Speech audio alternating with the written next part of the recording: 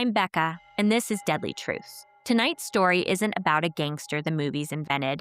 It's about a man whose violence was treated as political, patriotic, even necessary. William Bill the Butcher Poole didn't just rule the streets. He showed America what happens when violence gets legitimacy. This is Dead City, New York. New York in the mid-1800s was rapidly growing, with huge waves of immigration, severe poverty, and intense political strife. The first thing to understand about William Poole's death is that it wasn't quiet. On the night of February 25, 1855, William Poole walked into Stanwix Hall, a crowded Broadway saloon just north of City Hall. This wasn't enemy territory. This was a public space, brightly lit, full of voices, full of witnesses. Politicians drank here, journalists passed through. Everyone knew who Poole was, and everyone knew what he represented.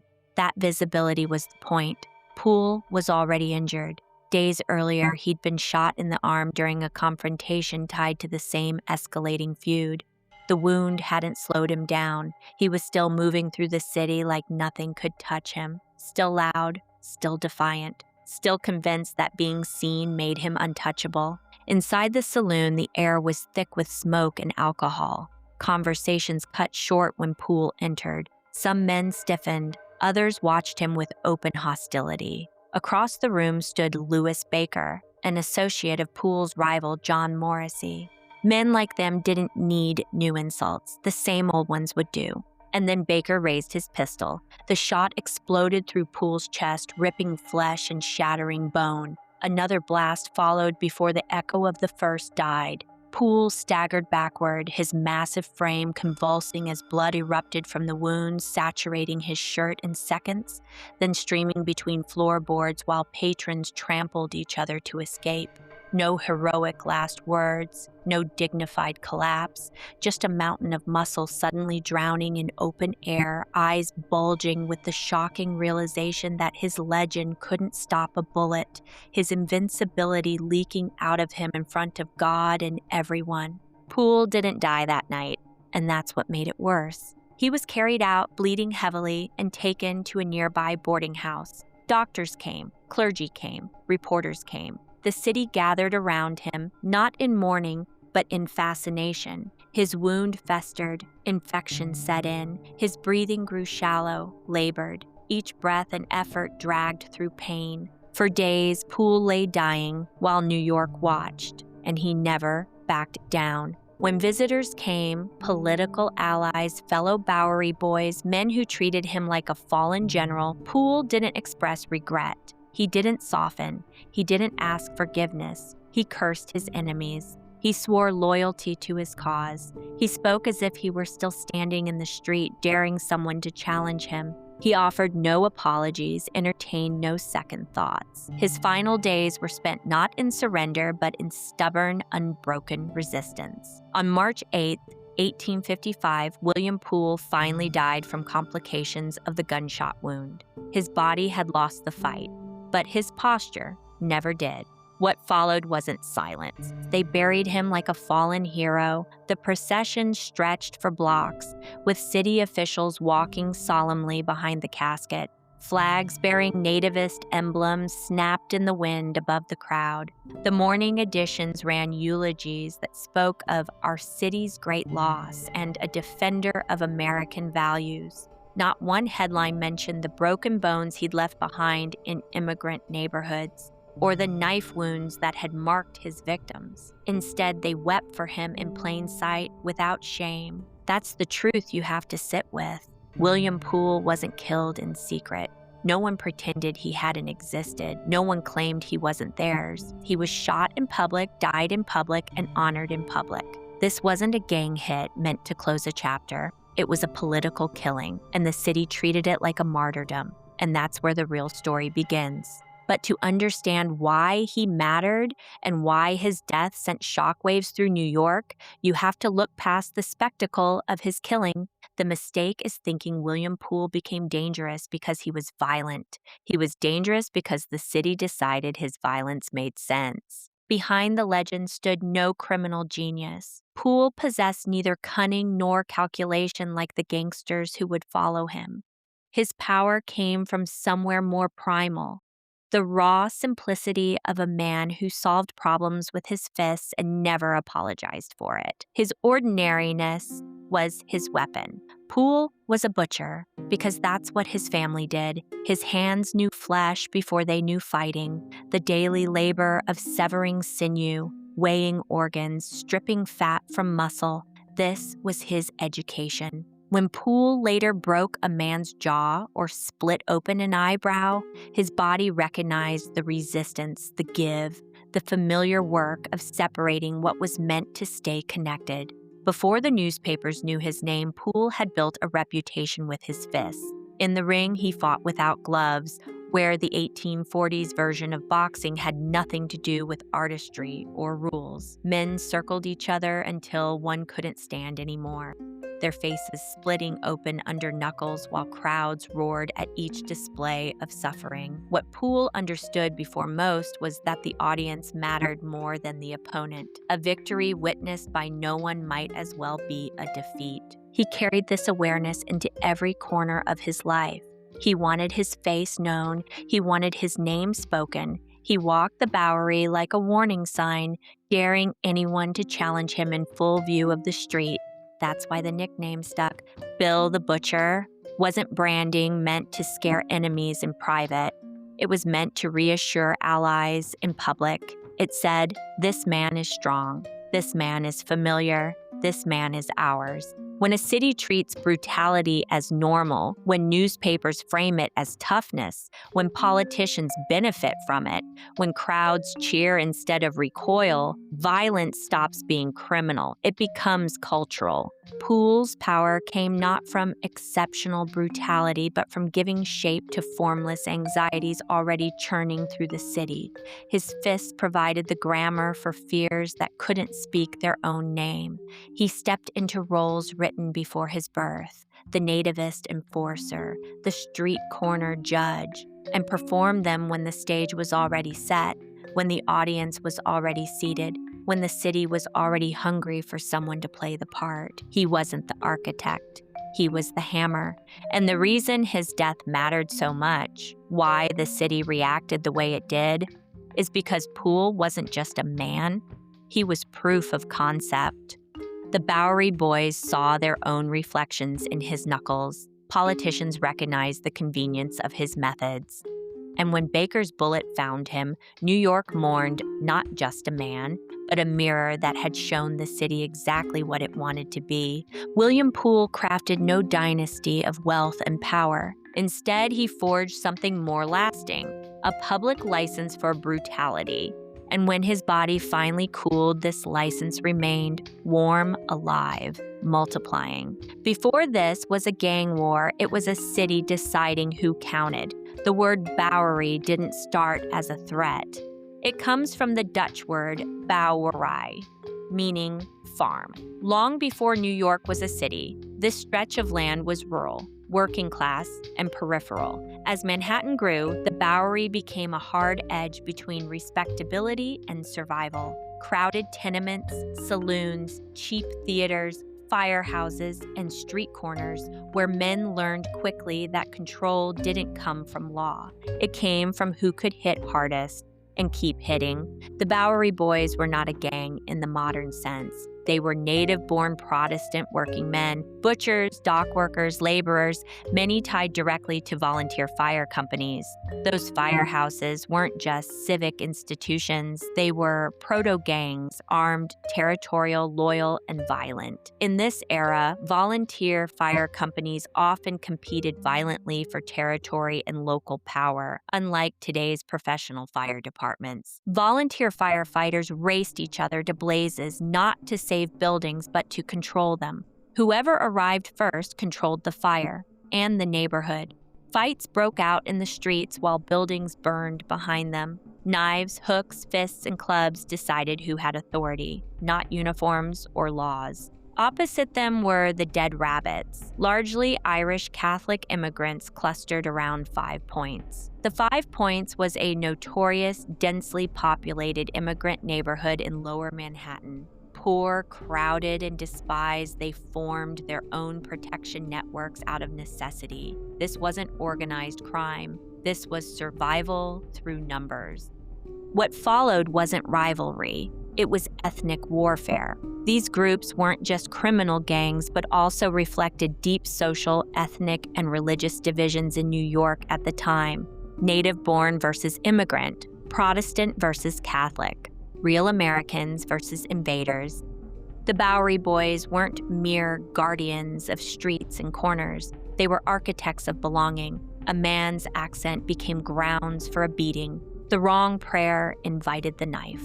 Any gathering, political rallies, voting lines, cultural celebrations could be dissolved with their arrival. Each bruise and cut delivered a message. This is who we are, and you are not. The Dead Rabbits responded the only way marginalized communities ever do when the law doesn't protect them. They fought back. Streets became battle lines, alleyways became choke points, knives replaced arguments, bricks replaced ballots, and the city watched. Newspapers didn't call it terrorism, politicians didn't call it repression. They called it order breaking down, as if it weren't being actively enforced by one side with quiet approval. That's the lie at the heart of this conflict. This wasn't chaos spilling out of control. It was power deciding who belonged. The Bowery Boys believed they were defending the city. The Dead Rabbits believed they were defending themselves. The city's guardians, its police, its courts, its elected officials chose their allegiance through calculated absence. William Poole became the avatar of this division not by creating it, but by giving it flesh and bone. Beyond merely battling Irish factions, he transformed brutality into civic virtue, into necessity, into American duty. The true conflict transcended lawbreaking. It determined citizenship. It decided who moved freely through Manhattan's streets, who cast votes unmolested, who existed without constant reminders of their otherness. This citizenship was granted or denied by bloodied knuckles, blade edges, and oak cudgels, all wielded openly while authorities feigned helplessness. This then was the essence of the Bowery Boys' war with the Dead Rabbits. Not criminal rivalry, New York carving its boundaries with violence. William Poole didn't just fight in the streets, he fought for power. By the 1840s and 1850s, New York politics had stopped pretending to be civil. Elections weren't decided only at ballot boxes. They were decided at polling places guarded by fists. Votes were suppressed with clubs, ballot boxes vanished beneath stomping heels. The threat of violence wasn't democracy's failure, it was its functioning machinery. Poole aligned himself openly with the Know Nothing Party, officially called the American Party, a movement built on one premise: native-born Protestants should rule, and immigrants should be reminded of their place. The Know Nothing Party was an anti-immigrant and anti-Catholic political party for listeners unfamiliar with 19th century American politics. Far from some political outlier, the Know Nothing Party wielded real authority, controlling congressional seats, mayoral offices, and judicial benches across the nation. And when official power needed enforcing on New York streets, they had William Poole's scarred fists at their disposal. He didn't just endorse candidates, he enforced outcomes. On election days, Bowery Boys flooded polling stations. Irish voters were shoved out, beaten, or blocked entirely. Catholic neighborhoods were discouraged from turnout. Politics wasn't the aftermath of bloodshed. It was the prize that made bloodshed necessary. What Poole grasped, with an instinct that feels unnervingly contemporary, was that power requires neither goodness nor justice, only consistency and endorsement. He possessed both in abundance. Law enforcement watched from a distance. Judges found reasons to clear his name. The press painted his brutality as regrettable yet comprehensible, mere masculine excess, heated moments, foreigners asking for trouble. The message required no translation. Violence carried no consequences when it served the established order. This is where Poole becomes dangerous in a way Capone never was. And the city rewarded him with status, saloon invitations, political access, immunity. Irish Catholics didn't see Poole as merely criminal. They recognized him as the physical embodiment of their precarious existence, a walking reminder that their homes, jobs, and lives remained conditional. Every time he appeared on a street corner, his scarred knuckles delivered the same message without words. Your presence is tolerated, not welcomed. That distinction mattered because belonging came with protection and exclusion came with open season. Street fights became political theater. Riots became messaging. Every beating reinforced who held the city and who merely occupied space within it. Poole transformed violence from a means to an identity. When brutality becomes patriotic duty, it no longer requires instruction, only sanction. And what Poole offered wasn't just approval, but benediction. The sacred right to determine who deserved safety in New York and who deserved fear. This explains the significance of his assassination. Beyond ending a life, it extinguished an emblem, one sustained by open creed rather than shadowy conspiracy. Yet, legitimized violence doesn't vanish with its figurehead. It evolves. For New York absorbed not a cautionary tale, but a blueprint. The message wasn't avoid this path. It was this path succeeds. And those observing took careful notes. William Poole didn't just threaten people, he ended them. And unlike later mob figures, he didn't hide behind intermediaries or coded orders. When Poole decided someone needed to be removed, he did it with his own hands, in public and without apology. This is not legend. This is record. Poole's violence wasn't theatrical. It was intimate. Fists first, then clubs, then knives. He favored close-range brutality because it sent a message words never could. This city belongs to me, and I will enforce it personally. Multiple contemporaries described Poole as preferring to beat men past unconsciousness, not to kill quickly, but to humiliate and dominate. Men left with faces so misshapen, their own mothers hesitated to claim them. Tavern floorboards stained dark where victims had spit blood and fragments of bone.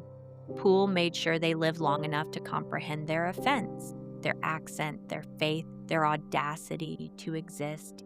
Some, however, never walked away at all. There is a well-documented confrontation where Poole transformed a verbal dispute into homicide. After knocking his opponent to the cobblestones, he methodically delivered kicks to the skull and ribcage until the man stopped moving. A dozen bystanders formed a silent circle, watching blood pool beneath the victim's head. Not one stepped forward, not one called for help. They saw Poole's face clearly in the gaslight, and that recognition paralyzed them more effectively than any threat.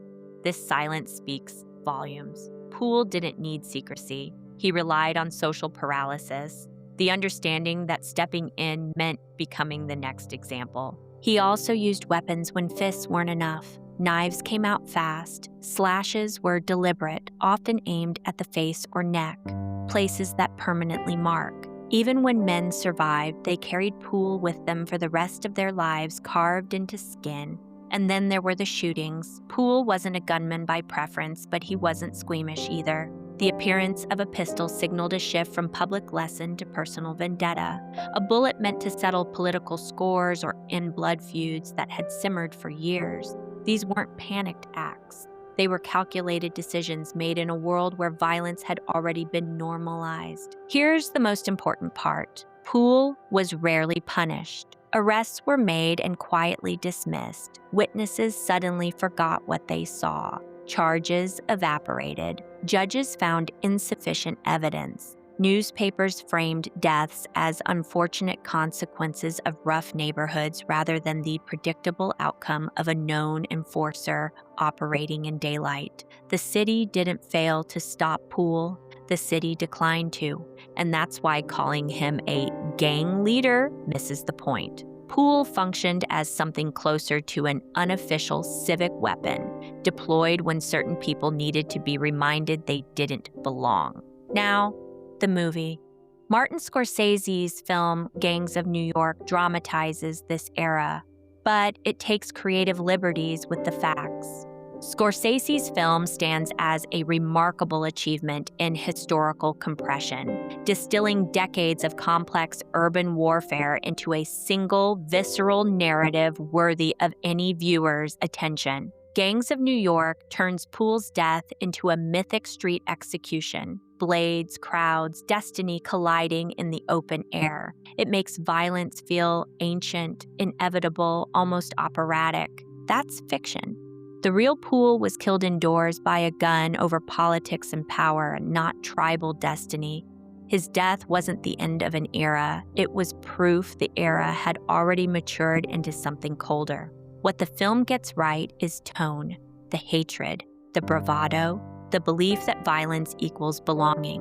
What it gets wrong is scale and meaning. Poole wasn't slain by the streets. He was eliminated by the next version of them. The man who shot William "Bill the Butcher" Poole was Louis Baker. Baker wasn't a random gunman. He was a professional enforcer, a former boxer, street tough, and close associate of John Morrissey. That relationship is the key. John Morrissey was everything Poole hated and feared. He was Irish Catholic, an immigrant, a former street brawler and prizefighter, and critically, a man who moved from fists into politics. Morrissey didn't just fight in the streets. He learned how to convert violence into legitimacy. He aligned himself with Tammany Hall, built political alliances, and began winning elections. Tammany Hall was a powerful democratic political machine in New York, known for mobilizing immigrant voters and wielding tremendous influence. He proved something Poole could not accept. You could be Irish, you could be Catholic, you could be violent, and still be accepted by the system. To Poole, that was unforgivable.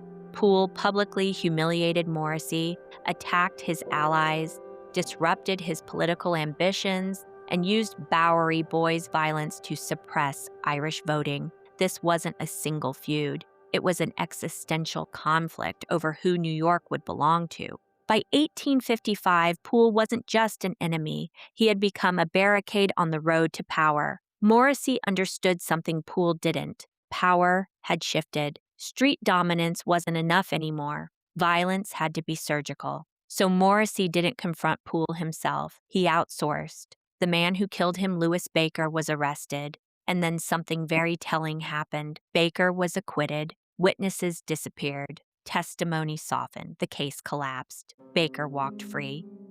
The city was already moving past Poole. His usefulness had expired. The man associated with Poole's killing became a lawmaker, not despite the violence, because he understood when to move past it. Poole represents raw, ideological street violence. Morrissey represents violence that learned how to launder itself. That transition from fists to power, from riot to institution, is the real bridge between Bill the Butcher and men like Rothstein, Luciano, and Capone. Poole died because he refused to evolve. The men who followed learned how to make violence invisible. And that's where American organized crime actually begins. Psychologically, Poole operated from moral certainty, not criminal calculation. He didn't see himself as a thug or a predator. He saw himself as an enforcer of order, the kind of man who believed violence was justified if it preserved hierarchy. That distinction matters. At his core, Poole's identity was built on belonging and exclusion. Native-born, Protestant, anti-immigrant, anti-Catholic. Those weren't opinions. They were the scaffolding of his self-worth. Anyone outside that structure wasn't just a rival. They were an intrusion. That's why his violence was often excessive and personal. He wasn't removing obstacles. He was punishing violations. Poole also shows clear signs of status-driven aggression. He reacted strongly to humiliation, challenges to authority, or loss of symbolic power. When Irish gangs gained numbers, when immigrant voters gained influence, when men like John Morrissey succeeded without embracing Poole's worldview, it wasn't just political loss. It was identity collapse. Violence became his way of stabilizing a world he felt slipping out of alignment. Unlike later gang leaders, Poole didn't adapt. He didn't professionalize. He didn't delegate. He relied on his physical presence, reputation, and willingness to fight personally. That points to a psychology rooted in embodied dominance. Power had to be seen, felt, and enforced face to face. Once violence started moving indoors, behind intermediaries, behind money and politics, Poole lost relevance without realizing it. What ultimately killed him wasn't arrogance alone, it was rigidity. Poole couldn't imagine a version of power that didn't look like him standing in the street, daring someone to challenge him. He mistook public fear for permanent authority. He mistook legitimacy granted by mobs for legitimacy granted by systems. Poole believed violence made him indispensable. In reality, it made him replaceable. And that's the psychological pivot point of his story. The moment American violence stopped needing men like Bill the Butcher to do its work out loud.